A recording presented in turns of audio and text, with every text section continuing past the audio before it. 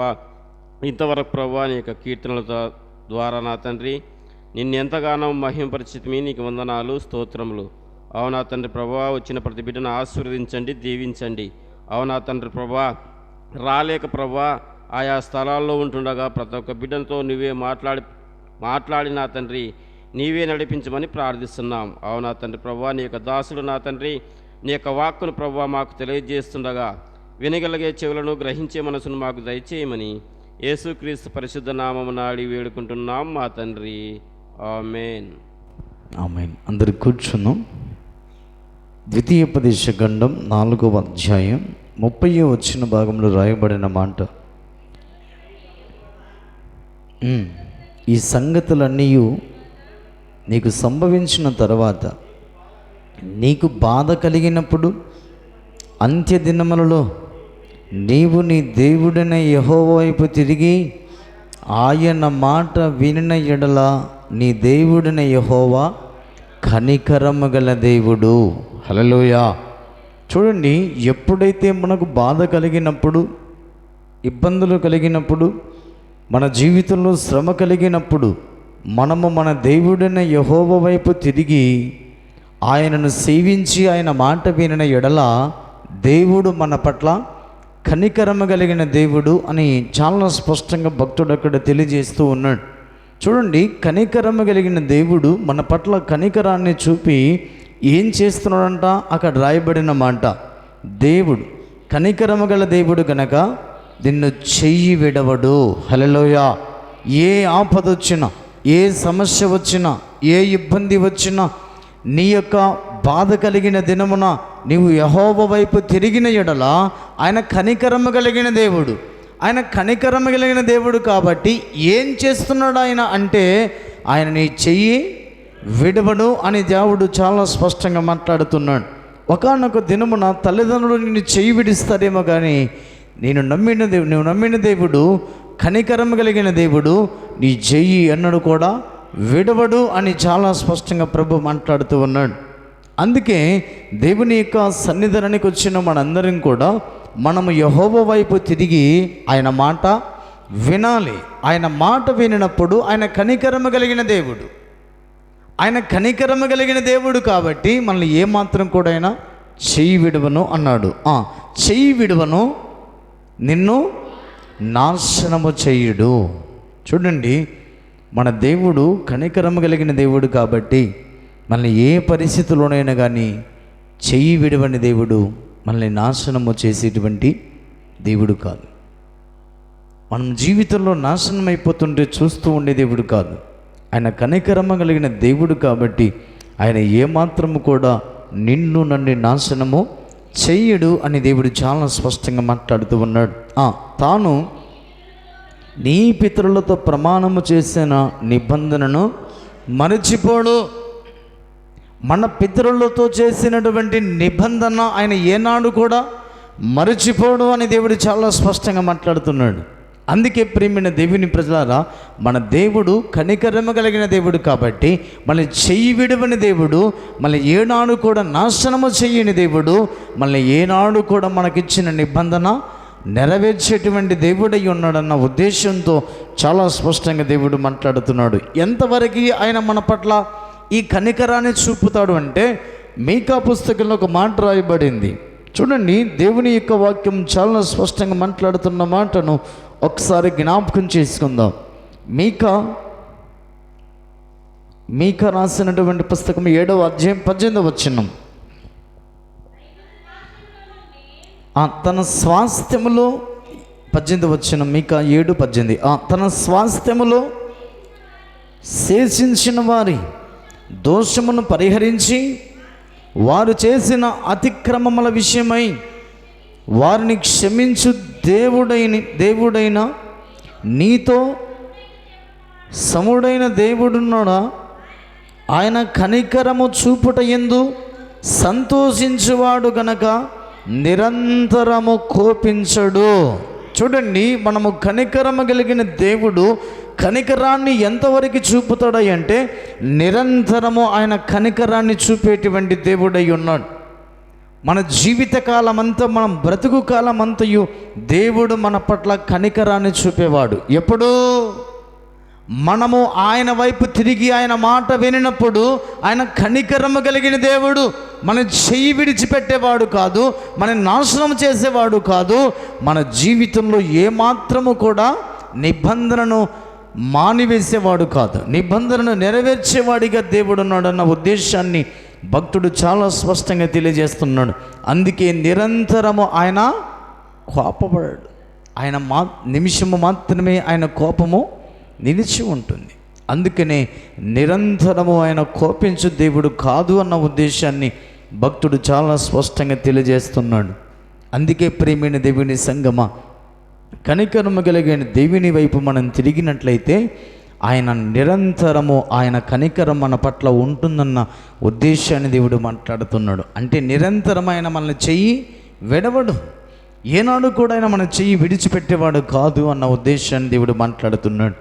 అందుకే మన జీవితంలో మనందరం కూడా ఆయన వైపు తిరగాలన్న ఉద్దేశాన్ని దేవుడు మాట్లాడుతున్నాడు. ఆయన వైపు మనము తిరిగి ఆయన ఎద్దకు మనం వచ్చినట్లయితే ఆయన కనికరము నిరంతరం మన పట్ల ఉంటుందన్న ఉద్దేశాన్ని భక్తుడు తెలియజేస్తున్నాడు. చూడండి, ఆయన కనికరము కలిగిన దేవుడు కాబట్టి మనము ఆయన వైపు తిరిగి ఆయన మాట వినినట్లయితే ఏం చేస్తున్నాడో ఆయన కనికరము చూపి ఒక మారు మనం చదువుకుందాం. మార్కు సువార్త మొదటి అధ్యాయం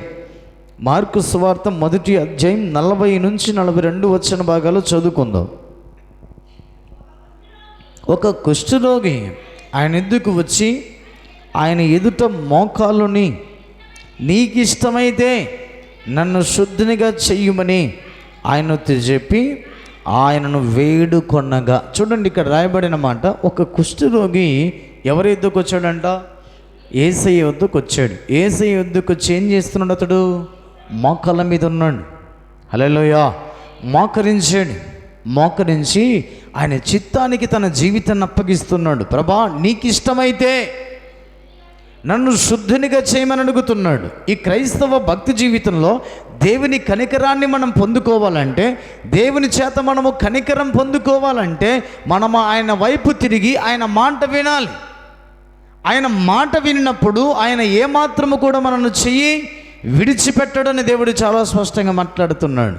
ఆయన ఎద్దుకు వచ్చిన మనమందరం కూడా ఆయన సన్నిధిలో మనం తగ్గింపు కలిగి జీవించాలి, మోకరించాలి. మోకాళ్ళ మీద ఉండేటువంటి జీవితం తగ్గింపుకు సాదృశ్యం. అందుకే ప్రియమైన దేవుని ప్రజలారా, మనం ఎప్పుడైతే మనము మోకరించి ఆయన చిత్తానికి మన జీవితాన్ని అప్పగిస్తామో ఆయన మన పట్ల కనికరమ కలిగిన దేవుడు అన్న ఉద్దేశాన్ని దేవుడు మాట్లాడుతున్నాడు. ఆయన వైపు తిరుగుతున్నాం, ఆయన మాట వింటున్నాము, కానీ మన స్వచిత్తాన్ని ఆధారం చేసుకుని బ్రతుకుతున్నాం. అంటే దేవుని చిత్తానికి మనము అప్పగించుకోలేకపోతున్నాం. ఆయన సన్నిధిలో దీన మనస్కులమై తగ్గింపు కలిగి బ్రతకలేకపోతున్నాం. గర్వంతో, అహంకారంతో జీవితాన్ని కొనసాగించుకుంటున్నాం. అందుకే ఆయన కనికరాన్ని మనం పొందుకోలేకపోతున్నాం. కొన్నిసార్లు ఆయన మన చెయ్యి వదిలిపెడుతున్నాడు. అందుకే దేవుని సన్నిధిలో దేవుడు మాట్లాడుతున్నమాట, మోకాళ్ళ నుంచి నీకు ఇష్టమైతే నన్ను శుద్ధినిగా చేయమని ఆయనతో చెప్పి ఆయనను వేడుకుంటున్నాడు, ఆయన ప్రార్థిస్తున్నాను, ఆయన అడుగుతున్నాడు. ప్రభా, నా జీవితంలో నీవు తప్ప నాకెవరు లేరు, నీవే నాకు దిక్కని మోకరించి ఆయన చిత్తాన్ని కోరుకుంటూ ప్రార్థన చేస్తున్నాడు, అడుగుతూ ఉన్నాడు. వెంటనే చూడండి, ప్రార్థన ఆలకించిన దేవుడు చెప్తున్నమాట, ఆయన కనికరపడి చెయ్యి చాపి వారిని ముట్టి, నాకు ఇష్టమే, నువ్వు శుద్ధుడవు కమ్మని వారితో చెప్పిను. వెంటనే కుష్ఠరోగము వారిని విడిచి వెళ్ళిపోయిను. హల్లెలూయా.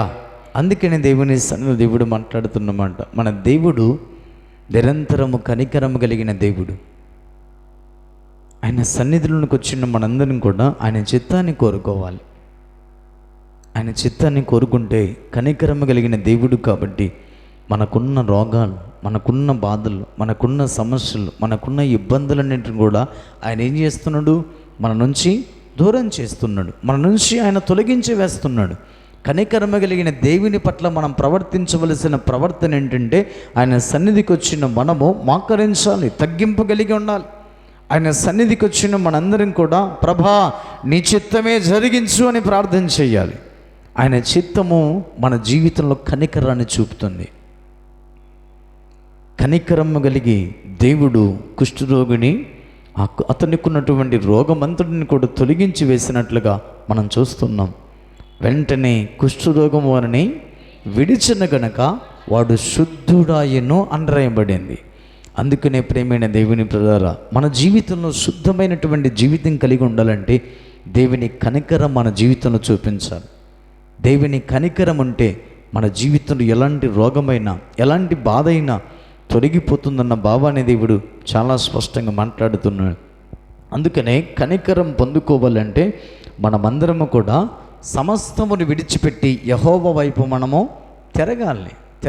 ఆయన ఎద్దుకు రావాలి. అప్పుడు కనికరాన్ని పొందుకుంటాం. ద్వితీయోపదేశకాండం 4వ అధ్యాయంలో ఒక అద్భుతమైన మాట రాయబడింది. దేని విషయంలో మనం తిరిగి రమ్మంటున్నాడు అంటే అక్కడ రాయబడినటువంటి మాటను ఒకసారి మనము చదువుకుందాం. 28వ వచనం, అక్కడ మీరు మనుషుల చేతి పని అయిన కర్ర రాతి దేవతలను పూజించెదరు. అవి చూడవు, వినవు, తినవు, వాసన చూడవు. అయితే అక్కడ నుండి నీ దేవుడిన యెహోవాను మీరు వెదికిన ఎడల నీ పూర్ణ హృదయముతోను నీ పూర్ణాత్మతోను వెదికినప్పుడు ఆయన మీకు ప్రత్యక్షమగును.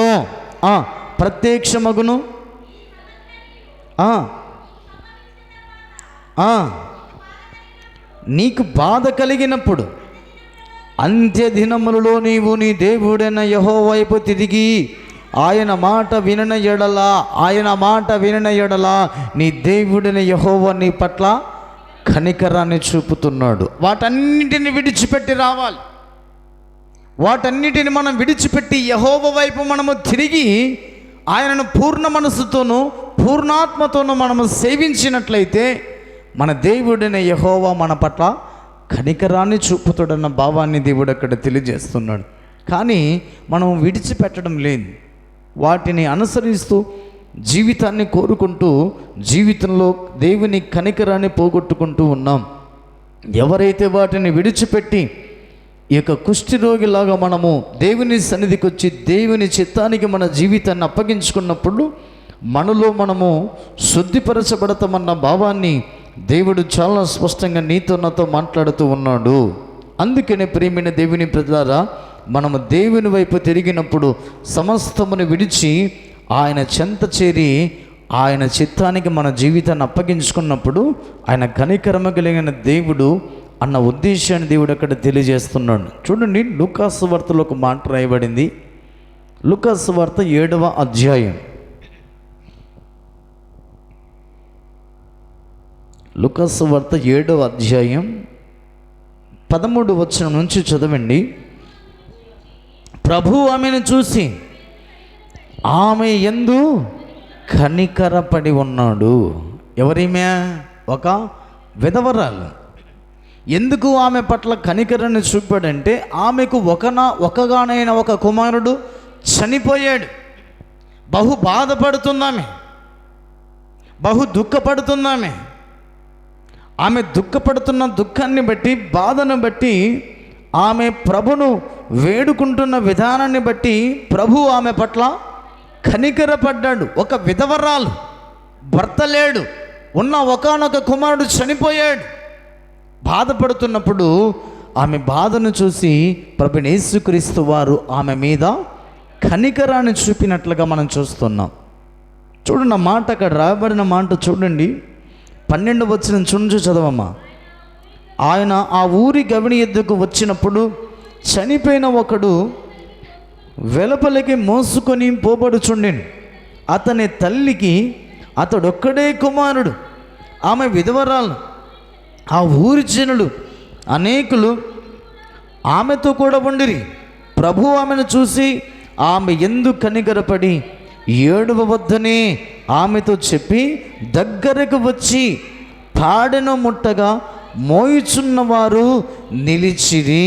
చూడండి, దేవుడు చెప్తున్నమాట, అమ్మా ఎందుకు ఏడుస్తున్నావు? ఏడవవద్దు, నేను నీ పట్ల కనికరాన్ని చూపి ఉన్నాను. కనికరము కలిగిన దేవుడు మన ఏడుపును ఆపుతున్నాడు, మన బాధను తొలగించి వస్తున్నాడు, మన దుఃఖాన్ని ఆపుతున్నాడు. ఎప్పుడు ఆయన వైపు తిరిగి నువ్వు ఆయన మాట విన్నప్పుడు, ఆయన సన్నిధిలో మనము వినయ మనస్కులమై మోకరించి మన జీవితాన్ని ఆయన చిత్తానికి అప్పగించుకున్నప్పుడు, అప్పుడు కనికరము కలిగిన దేవుడు అంటున్నామంట, ఏడవద్దు, నీ ఏడుపును ఆపడానికి నేను యుద్ధకు వచ్చున్నాను. కనికరమైన దేవుడును, నా వైపు తిరిగి నా మీద ఆనుకొని ఆధారపడిన వారిని ఎన్నటికీ కూడా నాశనమో చెయ్యనన్నాడు దేవుడు. అందుకే ప్రియమైన దేవుని ప్రజలారా, మనం ఆయన వైపు తిరగాలి. కష్టాలు వచ్చినప్పుడు, బాధలు వచ్చినప్పుడు, సమస్య వచ్చినప్పుడు కాదు, కానీ సమస్త విగ్రహారాధన విడిచిపెట్టి ఆయన వైపు తిరిగి ఆయన మీద ఆధారపడినప్పుడు ఆయన కనికరము కలిగిన దేవుడు. ఆయన కనికరము నిరంతరము ఉంటుంది. హల్లెలూయా. అందుకే ఆయన ఏనాడు కూడా మన పట్ల కోపపడడు. ఆయన కోపపడితే మనం బ్రతుకుతామండి. దావీదు భక్తుడు అంటాడు, దేవా నీవు నా మీద నీ కోపము చూపకము అంటాడు. అంటే ఆయన కోపగించినట్లయితే మానవుడు భూమి మీద జీవించలేడు. అందుకనే ఆయన కనికరము కలిగిన దేవుడు. చూడండి, ఆమె పట్ల కనికరాన్ని చూపి ప్రభువైన యేసుక్రీస్తు వారు ఆమెతో చెప్పిన మాట, ఏడవవద్దని ఆమెతో చెప్పి దగ్గరకు వచ్చి పాడెను ముట్టగా మోయిచున్న వారు నిలిచిరి. ఆయన, చిన్నవాడా లెమ్మని నీతో చెప్పుచున్నాననగా ఆ చనిపోయిన వాడు లేచి కూర్చుండి మాటలాడసాగిను. హల్లెలూయా. కనికరము కలిగిన దేవుడు మన జీవితాల్లో, మన కుటుంబాల్లో మరణ రోదన ఉన్నప్పటికీ కూడా కనికరము కలిగిన దేవుడు ఆనందకరమైన జీవితాన్ని ప్రసాదింపచేస్తున్నాడు, సంతోషకరమైన జీవితాన్ని ప్రసాదింపచేస్తున్నాడు. అయినప్పటికీ మనము ఆయన వైపు తిరగటం లేదు, ఆయన చిత్తాన్ని కోరుకోవటం లేదు. యేసుప్రభు వారు కూడా, తండ్రి నీ చిత్తమైతే ఈ గిన్నె నా యొద్ద నుంచి తొలగించమన్నాడు. ఆయన చిత్తాన్ని కోరుకున్న మనుషుల నుండి దేవుడు అద్భుతంగా దీవిస్తాడు. వారి జీవితంలో ఎంత బాధ ఉన్నా, ఎంత దుఃఖం ఉన్నా తొలగించేటువంటి దేవుడు కనికరము కలిగిన దేవుడు. చూడండి, దేవుని సన్నిధిలో మనము ఎన్నో విధాలుగా మనం చదువుకుంటున్నాం. ఆకలి కొన్న వారి పట్ల కూడా ఆయన కనికరాన్ని చూపుతున్నట్లుగా మనం చూస్తున్నాం. ఎంతోమంది ఆకలి దప్పికలతో ఉన్నప్పుడు ఆయన కనికరము చూపినట్లుగా మనం చూస్తున్నాం. చూడండి అన్నమాట, మత్తయి సువార్త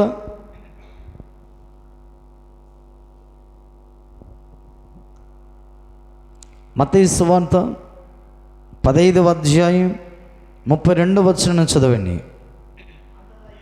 అంతటా యేసు తన శిష్యులను పిలిచి, ఈ జనులు నేటికి 3 దినములుండి నా యొద్దనున్నారు,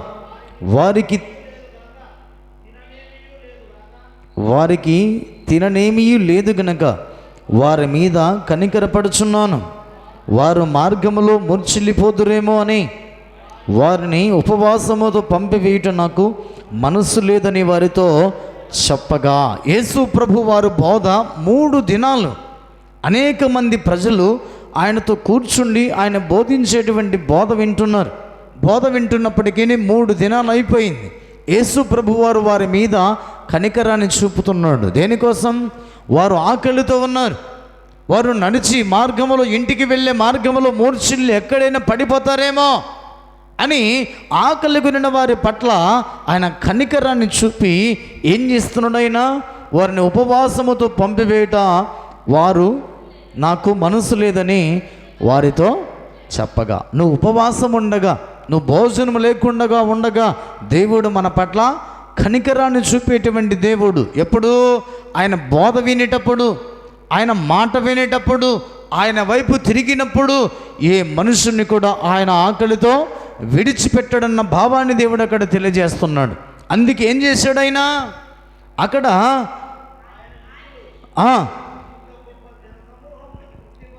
ఆయన శిష్యులు అంటున్నారు, ఇంత గొప్ప జనసమూహమునకు తృప్తిపరచుటకు కావలసిన రొట్టె అరణ్య ప్రదేశములో మనకు ఎక్కడి నుండి వచ్చునని ఆయనతో అనిని.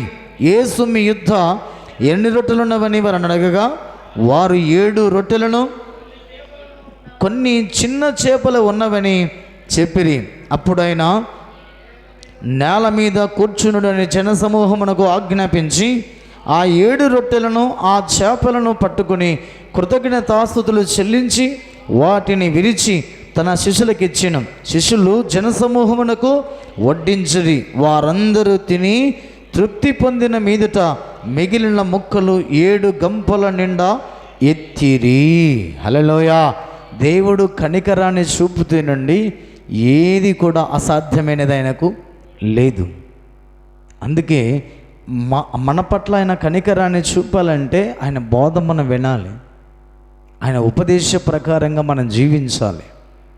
ఏనాడికి కూడా ఆయన మనల్ని ఉపవాసముతో పెట్టడన్న భావాన్ని దేవుడు అక్కడ తెలియజేస్తున్నాడు. ఎందుకంటే కనికరమ కలిగిన దేవుడు, కొంచెములోనే సమృద్ధినిచ్చే దేవుడు. అందుకే దేవుని సంగమా, దేవుడు నీతో నాతో మాట్లాడుతున్న మాట, ఆయన బోధను మనం విని ఆయన బోధ ప్రకారం మనం జీవించగలగాలి. అప్పుడే ఆయన మన పట్ల కనికరాన్ని చూపి దేవుడు సమృద్ధిని ప్రసాదింపజేస్తాడన్న, మన ఆకలిని తీరుస్తాడన్న భావాన్ని దేవుడు అక్కడ తెలియజేస్తూ ఉన్నాడు. అందుకే ప్రియమైన దేవుని సంగమా, ఆయన అనేకుల పట్ల కనికరాన్ని చూపి, ఆయన బోధ వింటున్న వారి పట్ల కనికరాన్ని చూపి వారి ఆకలి తీర్చిన దేవుడు, మన నమ్మిన దేవుడు. ఆ మాట చూడండి, కింద ఎంతమంది తిన్నారో అక్కడ రాయబడిన మాట. స్త్రీలను పిల్లలను గాక తినని వారు 4,000 మంది పురుషులు. చూడండి, పిల్లలు స్త్రీలు కాక తినిన వారు 4,000 మంది తిన్నారు. ఎన్నండి? 7 రొట్టెలు, కొన్ని చిన్న చేపలు. సాధ్యమేనండి ఇది. కానీ కనికరమ కలిగిన దేవునికి అసాధ్యమైనది ఏది కూడా లేదు. అందుకే కనికరమ కలిగిన దేవుని మాటకు మనం విధేయులమై ఉండాలి, తగ్గింపు కలిగి ఉండాలి. ఆయన చిత్తానికి మన జీవితాన్ని అప్పగించుకోవాలి. అప్పుడే మన జీవితంలో ఇది నాది జరగదు అనుకునే పరిస్థితుల్లో కూడా సాధ్యము చేయగలిగిన దేవుడు కనికరం కలిగిన దేవుడు. అందుకే నిన్ను ఏమాత్రం కూడా చెయ్యి విడిచిపెట్టను, నిన్ను నాశనము చేయనని వాగ్దానం చేసిన దేవుడు కనికరమ కలిగిన దేవుడు. ఈ క్రైస్తవ విశ్వాస భక్తి జీవితంలో నుండి మనమందరం కూడా ఆయన మీద ఆధారపడాలి, ఆనుకుని ఉండాలి. దేవుడు మన పట్ల కనికరాన్ని చూపుతాడన్న భావాన్ని దేవుడు చాలా స్పష్టంగా మాట్లాడుతూ ఉన్నాడు. చూడండి మాట, అదే మత్తయి సువార్త 14వ అధ్యాయం 14వ వచనం నుంచి చదవండి. ఆయన వచ్చి ఆ గొప్ప సమూహమును చూసి వారి మీద కనికరపడి వారిలో రోగులైన వారిని స్వస్థపరిచును. జన సమూహంలో అనేక మంది రోగాలు ఉన్నారంట, రోగం కలిగిన వారు ఉన్నారంట. రోగాలను కలిగినటువంటి వారిని చూసి బాధపడుతూ దుఃఖపడుతున్న వారిని చూసి ఆయన వారి పట్ల కనికరాన్ని చూపినట్లుగా మనం చూస్తున్నాం. అందుకే ప్రేమైన దేవుని ప్రజలారా, మన జీవితంలో ఆకలితో ఉన్నా, అనారోగ్యంగా ఉన్నా, మన జీవితంలో మనము దేవునికి దూరమై బ్రతుకుతున్నప్పటికీ కూడా ఆయన కనికరము నిరంతరము నిలిపి మన జీవితాలను బలపరుస్తున్న దేవుడు, ఆదరిస్తున్న దేవుడు. అందుకే ఈ క్రైస్తవ భక్తి జీవితంలో మనమందరము కూడా కనికరమ కలిగిన దేవుని వైపు మనం తిరగమని భక్తుడు చాలా స్పష్టంగా అక్కడ తెలియజేస్తూ ఉన్నాడు. చూడండి, అక్కడ రాయబడినటువంటి మాటను మత్తయి సువార్తలోనే ఆయన కనికరము చూపి ఏం చేశాడు అక్కడ రాయబడిన మాట 15వ అధ్యాయంలోనే 29 నుంచి చూడండి. యేసు అక్కడ నుండి వెళ్ళి గలిలయ సముద్ర తీరమునకు వచ్చి కొండ ఎక్కి అక్కడ కూర్చుండగా బహు జన సమూహాలు ఆయన ఎద్దుకు కుంటివారు, గ్రొడ్డివారు, మూగవారు, అంగహీనులు మొదలైన అనేకులను తీసుకుని వచ్చి ఆయన పాదముల యొద్ద పడవేసిరి. ఆయన వారిని స్వస్థపరిచెను. హల్లెలూయా. చూడండి, రోగాలతో బాధపడుతున్న వారి పట్ల ఆయన కనికరాన్ని చూపి వారందరినీ కూడా ఆయన స్వస్థపరచెను అని రాయబడింది. వారిని స్వస్థపరచడానికి గల కారణం ఏంటంటే అనేకుల రోగులను తీసుకుని వచ్చి యేసయ్య వద్ద వారిని పడేశారు, యేసయ్య వద్ద వారిని వదిలేశారు. అప్పుడు దేవుడైన యెహోవా ప్రభువైన యేసుక్రీస్తు వారు వారి పట్ల కనికరాన్ని చూపి వారిని స్వస్థపరిచినట్లుగా మనం చూస్తున్నాం. చూడండి, అక్కడ రాయబడిన మాట కింద మూగవారు మాటలాడుటను, అంగహీనులు బాగుపడటను, కుంటివారు నడుచుటను, గ్రుడ్డివారు చూచుటయు జన సమూహము చూసి ఆశ్చర్యపడి ఇశ్రాయేలుల దేవుని మహిమపరిచిరి. హల్లెలూయా. ఆయన మాట విని ఆయన వైపు తిరిగి మనమందరము కూడా ఆయన చిత్తానికి మన జీవితాన్ని అప్పగించుకుని తగ్గింపు కలిగి ఆయన సన్నిధిలో జీవితాన్ని కొనసాగించుకున్నట్లయితే ఆయన మనల్ని బాగు చేస్తున్నాడు. మనము కనికరమగలిగిన దేవుని దృష్టిలో మనముంటే మన పట్ల కనికరాన్ని చూపి, ఒక విధవరాలి కుమారుడు చనిపోయినప్పుడు ఆ విధవరాలి దుఃఖాన్ని చూసి, బాధను చూసి ఆ కుమారుని బ్రతికించినట్లుగా మనం చూస్తున్నాం. అందుకే ప్రియమైన దేవుని ప్రజలారా, ఆయనను మహిమపరిచే ప్రతి జీవితాలను దేవుడు కనికరాన్ని చూపి మనకున్న బాధ, దుఃఖము, వేదన సమస్తాన్ని తొలగించి వేసి ఆదరిస్తాడన్న భావాన్ని దేవుడు మాట్లాడుతూ ఉన్నాడు. ఎప్పుడూ సమస్త లోకములో ఉన్న సమస్త పాపాన్ని విడిచి మనం తిరగాలి. తిరిగినప్పుడు ఆయన కనికరాన్ని చూపి మన జీవితంలో సమస్త బాధను తొలగిస్తాడన్న ఉద్దేశాన్ని దేవుడు చాలా స్పష్టంగా నీతో నాతో దేవుడు మాట్లాడుతూ ఉన్నాడు. ఆ మాట చూడండి, ద్వితీయోపదేశ కాండంలోనే తెలియజేసినటువంటి మాటను ఒకసారి మనం జ్ఞాపకం చేసుకుందాం. 26 నుంచి చదవండి.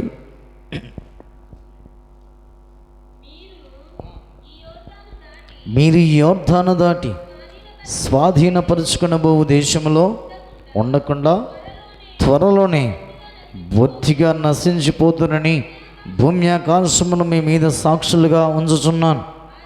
ఆ దేశమందు బహు దినములుండక మీరు బొత్తిగా నశించిపోదురు. చూడండి, దేవుడు చెప్తున్న మాట ఏమిటంటే, ఇదిగో మీరు యోర్దాను దాటిన తర్వాత మీరు స్వాధీనపరుచుకున్న దేశములో మీరు ఎలా ఉంటారంట? బహు దినములు ఉండకుండా మీరు బొత్తిగా నశించిపోతారు. మీరు బొత్తిగా నశించిపోతారని దేవుడు మాట్లాడుతున్నాడు. ఎందుకంటే వారి జీవితంలో ఏం చేస్తున్నారంట? వాళ్ళు దేవుని యొక్క వాక్యం తెలియజేస్తున్నమాట. మీరు మనుషుల చేతి పని అయిన కర్ర రాతి దేవతలను పూజించెదరు. మీరు నా వైపు తిరగవలసిన మీరు వాటి వైపు తిరిగి వాటిని పూజిస్తున్నారు. కాబట్టి మీరు ఐగుప్తు నుంచి విడుదల పొందిన తర్వాత మీ జీవితంలో మీరందరూ కూడా యోర్దాను దాటి స్వాధీనపరుచుకునే దేశంలో మీరు ఎక్కువ కాలము బ్రతకరు, నశించిపోతారని దేవుడు మాట్లాడుతున్నాడు. ఎందుకంటే వారు రాతి పనే విగ్రహములను వారు పూజిస్తూ ఉన్నారు కాబట్టి. అందుకే దేవుడు మాట్లాడుతున్నమాట, వాటిని విడిచి వచ్చినట్లయితే మన దేవుడైన యెహోవా కనికరమ కలిగిన దేవుడు. అందుకే 31వ వచనంలో ప్రభు చెప్తున్న మాట, నీ దేవుడిన యెహోవా కనికరమ గల దేవుడు కనుక నిన్ను చెయ్యి విడవడు, నిన్ను నాశనము చెయ్యడు. మీరు ఎక్కువ కాలము బ్రతకరు, నాశనం అయిపోతారన్న దేవుడు ఈ 31వ వచనంలోకి వచ్చేటప్పుడు దేవుడు చెప్తున్నమాట, మిమ్మల్ని ఏమాత్రం కూడా చెయ్యి విడిచిపెట్టను, మిమ్మల్ని నాశనం చేయను. మన జీవితంలో మనమందరం కూడా ఇశ్రాయేలు యోర్దాను దాటిన తర్వాత వారి జీవితంలో ఉన్న విగ్రహము మన జీవితంలో ఉన్నట్లయితే తొలగించి వేసుకుని ప్రభు వైపు తిరిగి మన జీవితంలో వినయ మనస్కులమై మన జీవితాన్ని ఆయన చిత్తానికి అప్పగించుకున్నట్లయితే ఆయన చెయ్యి విడవడు, మన ఎన్నటికి కూడా నాశనము చేయడని కనికరమ కలిగిన దేవుడు నీతో నాతో మాట్లాడుతూ ఉన్నాడు. అందుకని ఒక్కసారి మన జీవితంలో మనము జ్ఞాపకం చేసుకుందాం. దేవుడు మీరు ఎక్కువ కాలము జీవించాలని సెలవిచ్చిన దేవుడు మిమ్మల్ని నాశనం చెయ్యను అని కనికర్మ కలిగిన దేవుడు చెప్పడానికి గల కారణం ఏంటంటే, ఇశ్రాయేలుల ప్రజలు సమస్తాన్ని విడిచిపెట్టి ఆయన వైపు తిరిగి పూర్ణ మనసుతోనూ పూర్ణాత్మతోనూ తన దేవుడిని యెహోవాను వారు ఆరాధించినట్లుగా, సేవించినట్లుగా ఈ క్రైస్తవ విశ్వాస భక్తి జీవితంలో మనమందరము కూడా యెహోవాను మాత్రమే సేవించి ఆయన కనికరాన్ని మనమందరం కూడా పొందుకుని భక్తి జీవితంలో ముందుకి నడిపించబడదుముగాక. ఆమేన్. మోకరించండి, తలల వంచండి. మనందరం కూడా ఒకసారి జ్ఞాపకం చేసుకుందాం. ఈ భక్తి జీవితంలో మనమందరం కూడా ఏ విధంగా జీవితాన్ని కొనసాగించుకోవాలో ప్రభువే చాలా స్పష్టంగా మనతో మాట్లాడుతూ ఉన్నాడు. అందుకే ప్రేమైన దేవుని ప్రజలారా, మన దేవుడిని యెహోవా వైపు మనం తిరిగి, కనికరమ కలిగిన దేవుని వైపు మనము తిరిగి ఆయన కనికరాన్ని పొందుకునేటువంటి రీతిగా మోకరించాలి. ఆయన చిత్తానికి మన జీవితాన్ని అప్పగించుకోవాలి. ఆయన ఉపదేశాన్ని వినాలి. ఆయన మాట ప్రకారంగా బ్రతకాలి. అప్పుడే మరణము వేదన ఉన్నటువంటి కుటుంబానికి మహా సంతోషాన్ని ప్రసాదింపజేస్తున్నాడు. ఎందుకంటే ఆయన కనికరము కలిగిన దేవుడు. కనికరము కలిగిన దేవుడు. కుష్ఠరోగులు ఆయన ఎద్దుకొచ్చి ఆయన సన్నిధిలో మోకరించారు. ఆయన చిత్తముని కోరుకున్నారు, ప్రార్థించారు. దేవుని సన్నిధిలో కనికరాన్ని పొందుకొని కుష్ఠరోగాలు తొలగించి వేసుకుని జీవితాలు సంతోషంగా కొనసాగించబడిన వారి వలె ఈ క్రైస్తవ భక్తి జీవితంలో దేవుని కనికరాన్ని పొందుకొని మనమందరము కూడా ఆయన చిత్తాన్ని కోరుకుందాం. వినయ మనస్కులమై జీవితాన్ని కొనసాగించుకుందాం. ఆయన ఉపదేశాన్ని విని ఉపదేశ ప్రకారంగా జీవించుదాం. అప్పుడే ఆకలితో ఉన్న నిన్ను తృప్తిపరిచే దేవుడుగా మన కనికరమ కలిగిన దేవుడు, మన నమ్మిన దేవుడు. అందుకే ఒక్కసారి జ్ఞాపకం చేసుకుందాం. ఎన్ని ఇబ్బందులు వచ్చినా, ఎన్ని సమస్యలు వచ్చినా, ఎన్ని కష్టాలు వచ్చినా మన జీవితంలో మనము దేవుని వైపు తిరిగి ఉండాలి. ఆయన వైపు తిరిగి వినయ మనస్కులమై ప్రభువు సన్నిధిలో మోకరించి ఆయన చిత్తాన్ని కోరుకున్నట్లయితే, మన జీవితాలైన ఉపదేశాన్ని విన్నట్లయితే, ఆకలితో అలమటిల్లిన, దేవుని సన్నిధిలో మరణ వేదనతో బాధపడుతున్నా, దేవుని సన్నిధిలో కనికరాన్ని నిరంతరము మన జీవితాలకు ప్రసాదింపు చేసి, నిన్ను చెయ్యి విడవను, నిన్ను నాశనము చేయనని వాగ్దానము చేసిన దేవుని సన్నిధిలో పూర్ణ మనసుతోనూ పూర్ణ బలముతోనూ మన దేవుడిని యెహోవాను అనుసరించే భక్తిని సంపాదించుకోమన్న భావాన్ని దేవుడు నీతో నాతో మాట్లాడుతూ వస్తూ ఉన్నాడు. ప్రార్థన చేసుకుందాం. మనందరం కూడా ప్రార్థన చేసుకుందాం. ఎత్తబడిన వాక్యం ప్రతి హృదయంలో నీరు కట్టి ఫలింపబడే రీతిగా మనందరం కూడా ప్రార్థన చేసుకుందాం. మీలో ఎవరైనా ఒకరు ప్రేరేపణ కలిగిన వారు క్లుప్తంగా ప్రార్థించవలసిందిగా మనవి చేస్తూ ఉన్నా. ఎత్తబడిన వాక్యం ప్రతి హృదయంలో నీరు కట్టి ఫలింపబడే రీతిగా ప్రార్థన చేసుకుందాం. మహోన్నతుడా, కృపా సత్య సంపన్నుడా, దయగల ప్రభువా, నీకే వందనములు స్తోత్రం చెల్లిస్తున్నాం.